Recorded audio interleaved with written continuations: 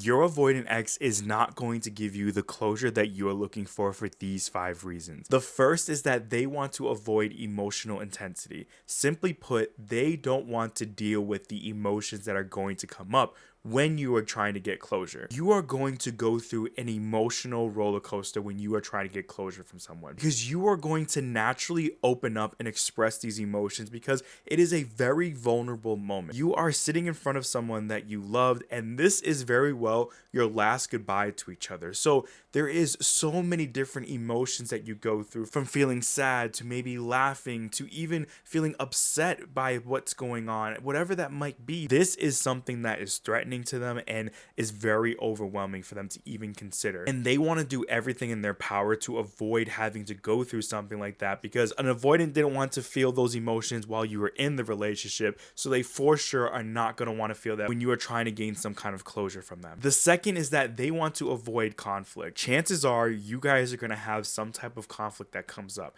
It's just natural because you guys are trying to talk things through, you're trying to understand each other, and it's just going to naturally bring up some of the things that went wrong in the relationship, and there's going to be some disagreements. And that's something that they essentially do not want to deal with because they're unpredictable. There's going to be a lot of times where they know that you are going to bring up legitimate cases for why they played such a major role in things not working out, and they don't want to confront that. They don't want to have to deal with it. They don't want to have to think about it. They don't have to want to speak to these things and why they were this way, because at the end of the day, they genuinely know this already. They know their part. They know how they were contributing to this, but they don't want to have to deal with it in that moment because they're going to have to deal with the emotions and the realization of how they were contributing to you guys not working out. So they are going to try to avoid this at all costs because they don't want to have to confront the reality that they played that role. Number 3 is that they believe that distance is easier. They think that they are doing something out of the kindness of their heart by just ghosting you, because then you guys don't have to open up and you have to share these vulnerabilities and, deal with what is going to happen when you try to get closure from somebody. But in actuality, this is actually making things way worse, because you at least would love to have a moment to sit down with this person and just understand why they couldn't commit to you, why they couldn't just try to take it day by day and just change little by little, because you knew that that was going to add up to bigger things changing, and they simply do not want to do that. They don't want to go down that path because they know that, again, this is going to confront them and this is going to show how they were not willing to work with you and how you were doing everything that you possibly could to make things work out. And that is just, to them, they think, you know what, well, I don't want to have to deal with this. It's pointless. I just want to keep moving on. And in fact, I'm probably doing them a favor so that they don't have to cry and be upset. When in actuality, that crying and upset and getting the emotions out is actually going to help you heal from this. But they, again, are not seeing it that way. They see it as a negative thing, and they think that they're doing you a favor by doing this. Number 4 is that they don't understand your need for closure, because they look at this as a moment of what's done is done, and I'm just going to move on. I'm not going to dwell in this. I'm not going to shed any tears or emotions. I'm just going to simply move on to the next. It can be so disheartening to hear this, and not all avoidants have that mindset, but typically you do see this happening because, again, they're trying to spin this narrative. They are trying to essentially make themselves feel good about this breakup and not having to address the negative emotions that they're actually feeling about losing someone like you.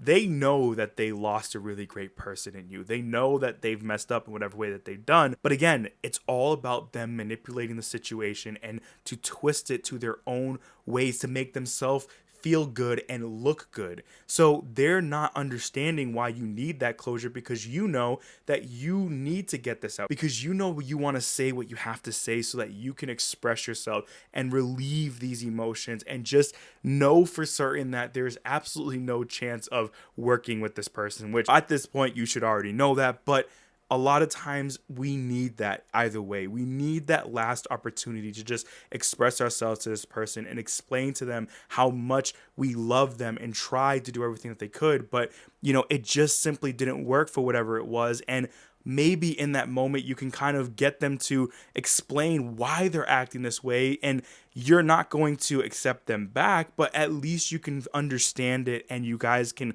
begin to heal and move on. But they don't look at it like that. They look at it as a judgmental moment where you are just going to lay into them and, you know, all these different things, and they just do not see the value of doing something like that. And the fifth reason is fear of regret. They deep down are fearful that if they sit in front of you and they have these conversations and they happen to begin to open up and express themselves in that moment, chances are they're going to realize that they are losing someone great. They're going to begin to realize how much you've done for them and how amazing the relationship was and how they took it for granted. They don't want to have to sit there and be confronted with the fact that they've messed up. And that's what closure does, right? Like, closure really allows for the both of you to realize things. It allows you to realize the mistakes, the good, the bad, the ugly, whatever that might be. You get to experience it. That's why a lot of us want that when we're in that state of a breakup with somebody. And they don't want to have this awakening moment in themselves where they're like, oh my God, this has been me this whole time. I've ruined this. I've allowed whatever this is to cause me to become an avoidant, and I'm losing the love of my life. And that is a fear that they always carry with them throughout the relationship, especially when they are confronted about getting closure, because they know in that moment, it really genuinely causes people to most likely break down and express how they're feeling, because it's such a vulnerable state. But at the end of the day, there's a part of them that genuinely loves you and the relationship and wants to see it thrive, but they just simply cannot get out of their way, in the sense that they need to work through this avoidant attachment style. They really need to figure out why this is happening. They have to want to actually take the steps to actually change this and then do it. But chances are, again, this is essentially who they are and how they're always going to be. And that's why you are never going to get that closure that you're looking for. With that being said, I hope you did enjoy today's video. If you did, please make sure to hit that like button. If you're new here, make sure to subscribe, and I will see you in the next video.